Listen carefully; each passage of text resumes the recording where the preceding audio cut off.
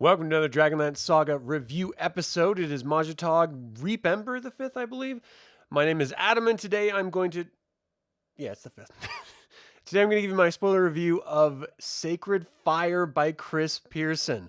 I will be spoiling the story, so if you don't want to know it, stop watching now. I would like to take a moment and thank the members of this YouTube channel and invite you to consider becoming a member by visiting the link in the description below.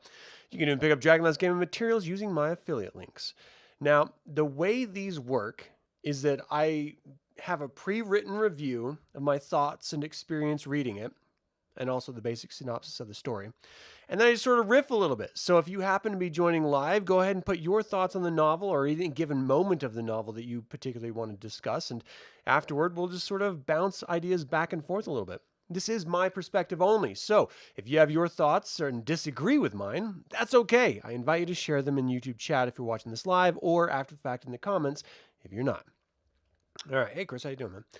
So here we go. We're going to start with this review. We begin with the scholar Varen leading an expedition into the ruins of Losarcum. His mercenary men are worried about a ghost that's said to haunt the ruins, but Varen wants to find his fame and fortune by excavating the glass ruins of the Tower of High Sorcery that was destroyed. They enter the ruins to be confronted by a wild Cathan MarSevrin who kills everyone but the scholar. Varen travels to Cathan's sister Wentha and tells her of her brother being alive. Together, they travel to the capital to tell the Kingpriest. They arrive in the harbor with gray sails, which freaks everyone out as it's a superstition of an ill omen.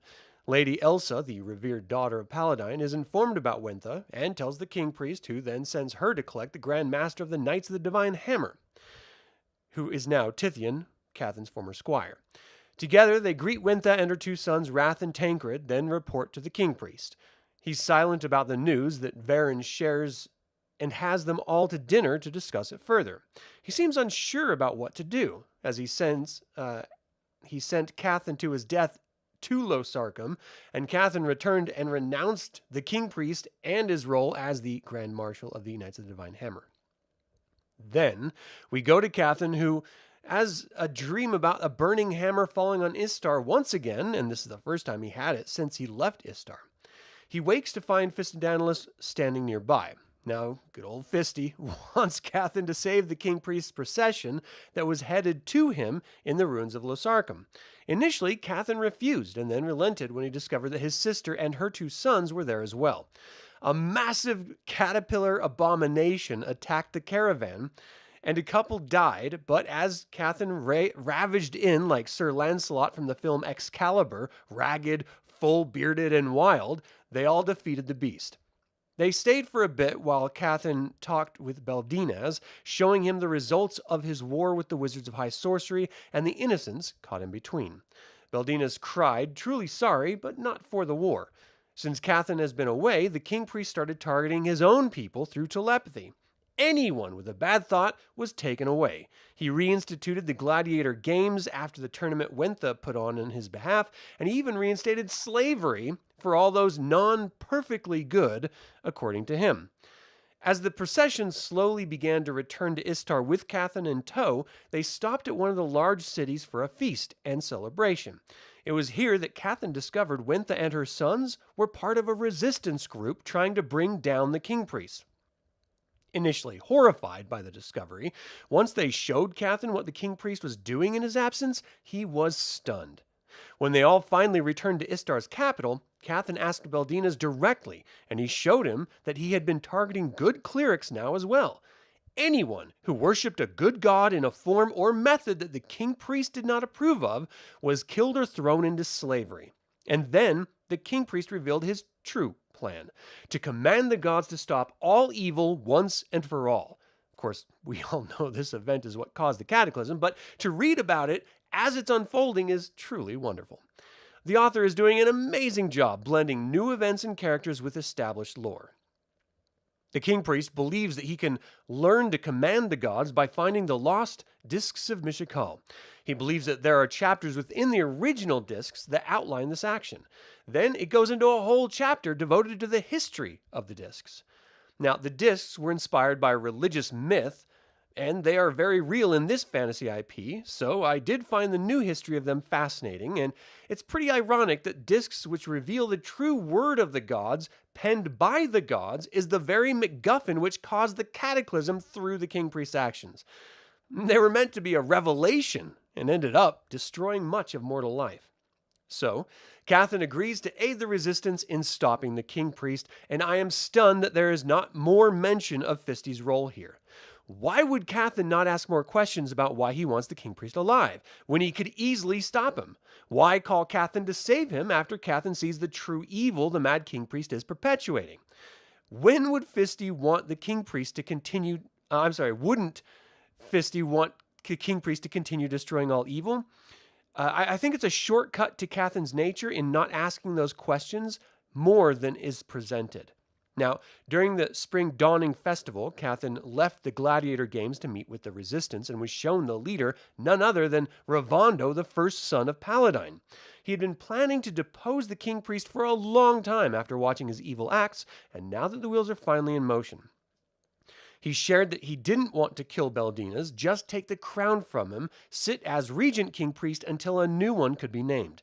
Cathan fully believes him and agrees to help. Later, the Grand Marshal was dueling and training, and a gray-robed informant arrived. It's a traitor in the Resistance's ranks that reveals everything to Tithian, who is stunned to learn that the entire MarSevrin family was involved in the plot, even Cathan. The plan was that Cathan would escort the Kingpriest as he discovered the tomb where the discs of Mishakal were held. Cathan would enter and subdue the Protector. Then the Kingpriest would claim the discs. As soon as they exited the cave, the Resistance would attack the escorts, and Cathan would poison the Kingpriest with a needle. Everything went as planned until Cathan saw the Kingpriest in front of the discs of Mishakal. He believed in him, even still, in being a holy man. So he struck when he had the will to do so, poisoning Beldinas and carrying him and the discs out of the cave. This is a almost exact duplication of what happened when he got the Mycerum, the crown of power for Beldinas. See, Beldinas never did anything. Not once. It was always Cathan. And then the power of the gods through Beldinas. So Beldinas is literally just a puppet. Worse than Gilthaz, in my opinion. The Resistance was successful and waited for the Divine Hammer.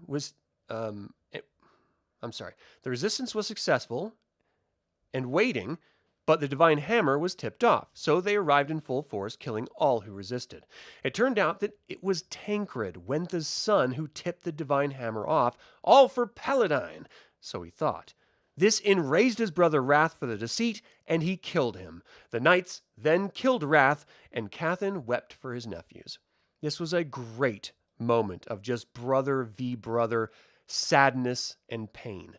And really, to successfully pull that off and to have you care is really a true strength of this author. So the knights imprisoned Cathan and captured Wentha, selling her into slavery. They went to abduct the first son Ravando, who schemed the whole plot, but he was visited by a bearded elf. Right. Apparently elves can grow beards in the afterlife, just not in mortal life. Okay, so he says he wants to provide the prophecy of doom for the Kingpriest, then he'll take his own life. Paladine consented, and he died drinking poison. Coranth found that the prophecy and had it burned with Ravando's body. He'd been running the kingdom while the Kingpriest searched the discs for the power to command the gods, and he liked it that way. An unknown amount of time passes, and Cathan was imprisoned. He's rescued by Lessian of the Red Robe and transported out of the cell. He was tasked by Paladine to deliver the discs of Mishakal to Zack Saroth so that they would survive the coming cataclysm. Fisendanelis caught up with Cathan before he left, offering him help getting out of the palace. If he took one of his spellbooks with the discs, then he would help him. Now, Fisendanelis refused to say why, but we all know why. And Cathan was off. It turned out that Fisendanelis wanted to use the Kingpriest for the Holy Cleric needed to open the portal to the Abyss and take Techesis' place after defeating her. But when he looked into Beldinas' eyes and he saw the fraction of the man that he once was, he realized that he had been foiled by Techesis. Tithian was sent after Cathan to recover the discs, and he met up with him in his hometown, offering him jury by combat. They faced off in a ditch away from the other soldiers, and though it was a close battle, Cathan defeated Tithian. Tithien saw the truth about the Kingpriest before his death, and Cathan constructed a burial cairn, then left to Zaxxaroth. The Night of Doom arrived, and when Danubis was visited by Fisandanelas, he was told to deny leaving. I can't help but think Danubis was under Fisandanelas' spell when Lorelon arrived to take him to safety. In either case, Danubis denied the offering of leaving Krynn and instead left to find Fisandanelas. This was the weakest plot point of the entire trilogy. Never once did it really sell why Danubis would follow Fisandanelas, unless he was under Fisandanelas' spell. That's the only reason I could think of. But the whole premise of opening the portals is that it is the cleric's will that they are freely walking into. That was the whole thing. And so I don't really know what the thought process was in Danubis' mind, because it spent more time talking about how he was copying the existing Dismishikal rather than why he wanted to join Fisti. But, it's still great. So the prophesied 13 events unfold, and they were attributed to the evil gods trying Lachtus' efforts at stopping the Kingpriest. We finally got to see Coranth get his comeuppance as he was crushed by stone in the earthquakes, and I silently cheered. I enjoyed seeing the first version of Fisandanelas, Danubis, and Farragas teleporting to the future after having loved seeing Raistlin, Cressania, and Caraman taking their place in the Legends trilogy as well. Pierson did such a truly magical job of marrying the Weiss and Hickman version of this history with his own take on the motivations and characters. I really believed everyone, even the Kingpriest and Paladine. I actually, my eyes misted over when Cathan killed Tithien and when Cathan faced the Cataclysm. Even when Bronn was rescued by Wentha at the very end. His writing is truly superb. Now, the other Knights of the Divine Hammer that were with Tithien continued to give chase after Cathan and caught up with him eventually. Just before they did, Brother Gendel, the fat monk avatar of Paladine, revealed to Cathan that he was the Lightbringer of prophecy. You see, I had thought he was the Lightbringer, but I thought that meant that he was the rightful Kingpriest. But the Lightbringer was actually the one to carry the Dis of Mishikal to Zaxxaroth, not the Kingpriest's alternative title. This brought a whole new understanding and acceptance of Cathan and the Cataclysm. I also loved reading Paladine's explanation about why he hated causing the Cataclysm, but that he had no other choice in order to maintain balance. So, Sir Bronn of the Divine Hammer faced off against Cathan and bested him, but Cathan revealed that he was the Lightbringer, and Bronn finally saw the truth in his eyes. He ended up fleeing Zaxxaroth as Cathan requested and witnessed its destruction. Cathan rowed a boat out to an island and tossed discs and Fisandanelas' book into a vortex caused by the Cataclysm before Paladine took him into the afterlife. Bronn would go on to live for a couple years after traveling back to the Blood Sea of Istar. He was captured and tortured by locals before being saved by Wentha, who ultimately went her own way. Now, I have not spoken about the Kingpriest's final moment, because I'm torn. While I disagree with every instinct he had as a leader, I can't help but respect his core desire to provide safety for those under his protection. It's a constant thought I have as a father of two, even with one of mine grown and out of the house. The most difficult part of being a leader and parent is letting those you truly care about and love desperately make mistakes and fail. The Kingpriest never learned this, to his and his people's demise. The loss of innocence can be traumatic, but it is necessary, and I believe it is at the core of many of our own ideological problems we have in society. If we can accept that our thoughts and beliefs are our own and stop trying to force others to share them, acknowledging that they've come to theirs through life experience just like you, we could actually have our own version of the law of balance. But ultimately, this requires everyone to take ownership and responsibility for their actions and feelings. This last one seems to be the hardest in our current culture. I hope it's short-lived, because though we may not agree on anything individually, there is infinitely more we have in common as a species with each other than our thoughts in the moment allow us to see. Now, I'm not suggesting we should love each other, as this is a Bronze-aged childish notion. I'm suggesting we acknowledge that we are each human beings with life experience that informs our perspective and actions. And it's okay, even healthy, to disagree. But we shouldn't shield ourselves from these ideas and people we disagree with. Lest we learn the hard way, like the Kingpriest, that it will only lead to our own doom. So, That's what I got here. All right, so they nailed the landing on this trilogy, you thought. I completely agree. This is genuinely a fantastic trilogy.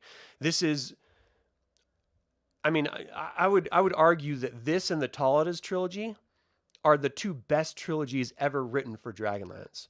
Nothing else comes even remotely close, and that includes the Chronicles and the Legends. These two trilogies that Chris Pierson writes, flesh out characters and motivations in a believable way that's even fantasy, but you still feel for the characters.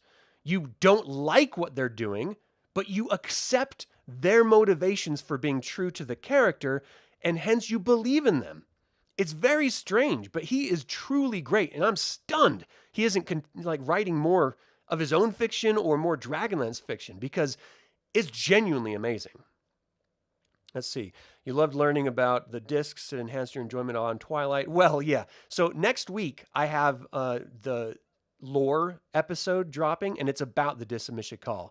And you'll be surprised to learn that there is no consistency in the history of the Discs of Mishakal.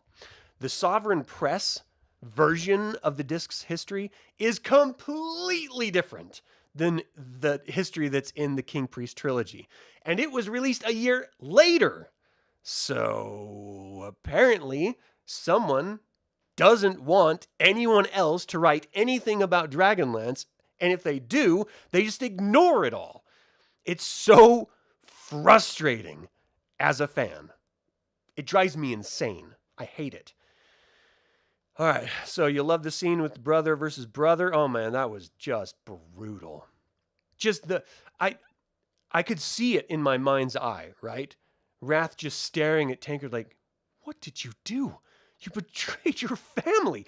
You betrayed your brother, your mother, and your uncle, everything. And he's like, but I did it for my religion. Like, all right, cut his damn head off. Because anyone who betrays their family for some made-up bullshit religions should be put to death. That's my opinion. And the religions are the worst. Just the worst.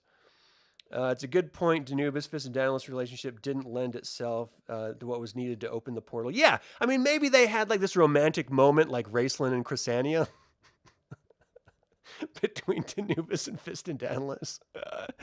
And they just thought it was maybe a little too racy for the trilogy. I don't know. I think that would be very, very funny to see that. Because Danubis portrayed in this story is infinitely older than the Danubis portrayed in Legends trilogy.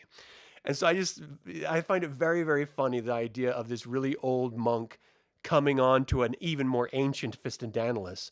It's like two old men who found love in each other's arms, but have to refuse it because one of them wants to be a god.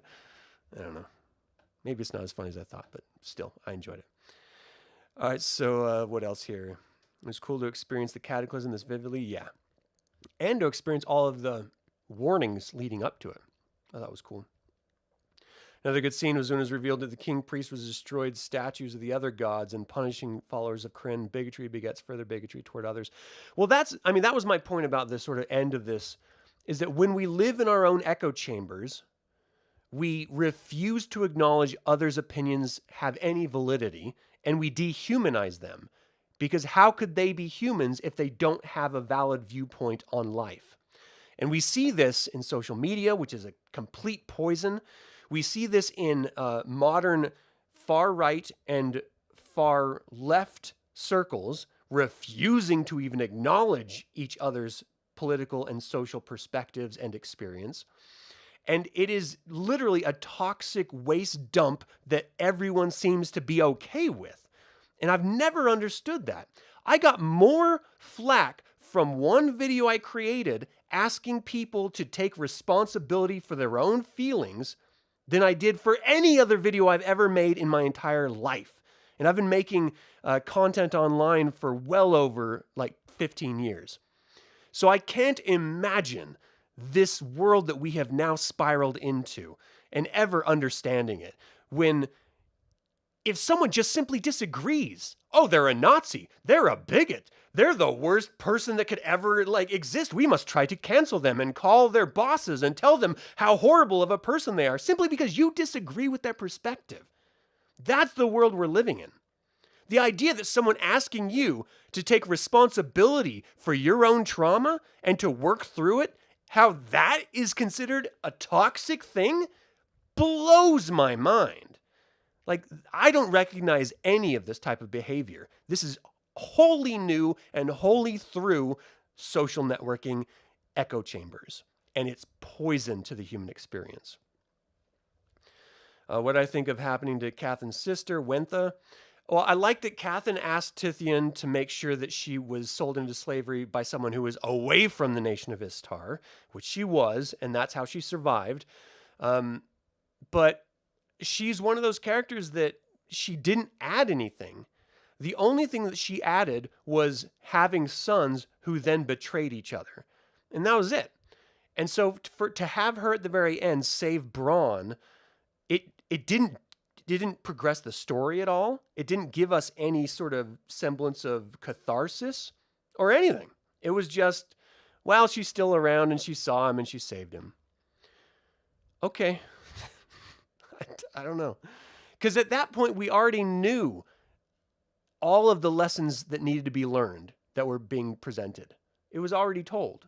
And I felt like that was the second or third ending to the actual novel. If you would have X'd out Braun's whole post-cataclysm experience, which I don't think was necessary at all, I enjoyed it, but it wasn't necessary, and instead focused all that writing into explaining Danubis's choice to work with Fist and Daedalus, well, now we're getting somewhere. Now we're really delving into character story, development, and motivation. That's what I would like more, personally, but I mean, I can't complain because Chris Pierson's an amazing author, and I really, really loved everything that he's ever written. What did you think of happening? Okay, so let's see. Danubis, Fist and Daedalus romance story is the novel we never knew we always needed. Here. You think people are so disconnected from each other, it's become too easy to dismiss their point of view. Yeah, I think you're right. And I think the strangest part about all of that idea, because that's at the heart of what this novel is. It's literally the Kingpriest and his followers living in an echo chamber. When we can see the Kingpriest's behavior in real life, you know we've gone crazy. That is way too far that we have allowed ourselves to go. I'm not saying you have to be arms in arms with people that you completely disagree with. But to pretend that 1, they don't exist, or 2, they don't deserve to exist, or 3, that you should never hear their opinions, that is toxic to an open and free society. You have to hear dissenting opinions in order to solidify your own or challenge your own. And that is healthy. That's what it means to be an informed adult. Absent that, you're a child, acting as a child, living as a child. What do you think Krynn would have been like if Cathan would have been the Lightbringer? Well, he was the Lightbringer. I mean, he didn't become the Kingpriest because the Kingpriest wasn't the Lightbringer. And that's what I loved about Paladine's explanation as Brother Jendel to Cathan. He's like, look, you've always been the Lightbringer. You had a chance to be the Kingpriest, but that wasn't your destiny. Your destiny was to bring these discs here, of course, for Goldmoon to then discover with the Infellows. And so I liked that aspect of it. But like I said in the last review of the middle book, Divine Hammer, Cathan would have made an amazing Kingpriest, would have changed the entire trajectory of Krynn, and of course it would have meant that we didn't get all of the great storytelling about the War of the Lance and stuff like that, but it would have been a very satisfying end to a fantasy world, and they all live happily ever after. You know what I mean? I'm glad they didn't do that, but he's definitely better than Beldinas, and Beldinas is genuinely the worst. There's I saw an image on Breaking Points, I think it was, where it had the guy who was like the Buffalo Shaman guy on January 6th when he raided the Capitol, and he was screaming, and then it showed this far right liberal screaming during the Black Lives Matter riots, and it just these two diametrically opposed viewpoints performing the exact same behaviors. And I was just like, yeah, that's Beldinez. That's everyone who went along with what the Kingpriest wanted to do. I mean, to not only target evil, okay, you're good, that's what you do. But then to target neutrality, that's a step too far. But then to target other good clerics who just didn't worship in the way that you did, even though you worship the exact same gods, you've gone fucking crazy. And that, oh, sorry, oops, I slid the F word. That is liberalism consuming itself that we're seeing right now. And then you have, sorry, my brain just went totally blank. Oh, then you have him invading thoughts and reading other people's surface thoughts, like Minority Report, which is a great film, by the way. But like that action of policing others' thoughts is exactly like people shutting others down and attacking them online, like on Twitter or Facebook or whatever social network you're a part of, simply for having a point of view that doesn't mesh exactly with yours. Even though they're all liberals or they're all conservatives, if they don't toe the line with the most extreme version of that party, then you are suddenly demonized. It's ridiculous. It's like there's these weird purity tests in our culture that's just recent, and it's completely toxic. Yeah, so that's it. That's all I had. Hopefully you guys are able to see what I'm trying to say here. And just don't be a dick. That's all. Accept that other people have differing points of views, and that's okay. It really is. It's not going to ruin your day. It's really not. All right. That's it for my review of Sacred Fire by Chris Pierson. What do you think of the characters? Did you believe their motivations? Do you like the true meaning of the Lightbringer? And finally, would you have followed the Kingpriest? You can email me at info@dlsaga.com or comment below. I would like to take a moment and remind you to subscribe to this YouTube channel, ring the bell to get notified about upcoming videos, and click that like button. This all goes to help other Dragonlance fans learn about this channel and its content. And this channel is all about celebrating the wonderful world of the Dragonlance Saga. And I welcome and I thank you for joining in this celebration. For Dragonlance Saga, my name is Adam, and I'm just flubbing this entire outro. Until next time, Slan Javar.